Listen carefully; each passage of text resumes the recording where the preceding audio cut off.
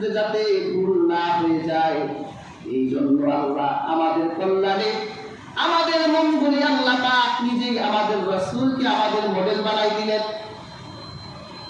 আর আমাদের রাসূল কোনো সাধারণ মডেল নয়, তিনি সর্বোত্তম চরিত্রের অধিকারী। ওয়া ইন্নাকা লাআলা খুলুকিন আযীম।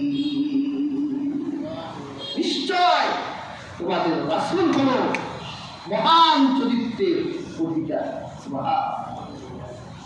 আর আমরা যাদেরকে আদর্শ বানাই, যাদেরকে মডেল বানাই, আইডল মনে করি, তাদের দিনে থাকে এক চরিত্র, আবার রাতে হয়ে যায় আরেক চরিত্র।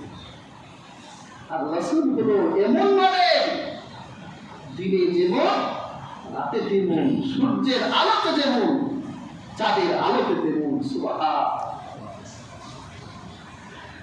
এই আদর্শ, এই আইডল যদি আপনি গ্রহণ করেন, আল্লাহ দেয়া, আল্লাহ নির্বাচিত আদর্শটি যদি আপনার আদর্শ হিসেবে গ্রহণ করেন,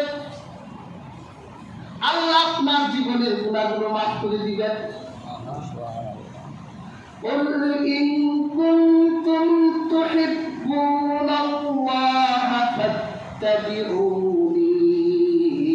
يُحْبِبْكُمُ اللَّهُ وَيَغْفِرْ لَكُمْ ذُنُوبَكُمْ وَاللَّهُ غَفُورٌ رَّحِيمٌ।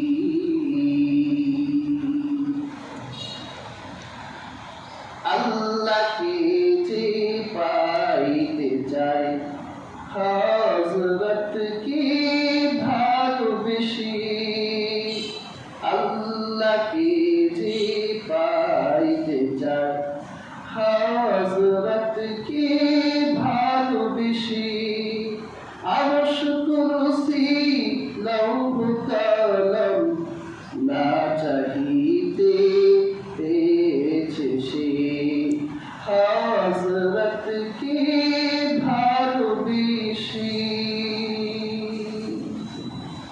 যদি আপনি হযরতকে ভালোবাসেন, তার আনুগত্য করেন, তাহলে আরশ কুরসি লৌহ কলম সব আপনার, আল্লাহ আপনার জীবনের গুনাহকে মাফ করে দিবেন। সুবহানাল্লাহ। হাজিরিন,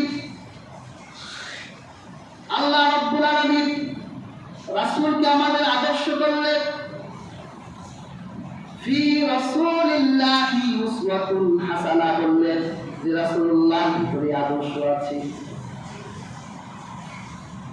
কাজেই হাজিরিন, আল্লাহর হাবিব আমাদের আদর্শ জীবনের সব ক্ষেত্রে, আমাদের জীবনের জিন্দেগির শুরু থেকে মৃত্যুর আগ পর্যন্ত আমাদের যত মতবাদ আসবে, যত রীতি আসবে, কায়দা কানুন আসবে, সব ক্ষেত্রে আল্লাহর রাসূল আমাদের আদর্শ।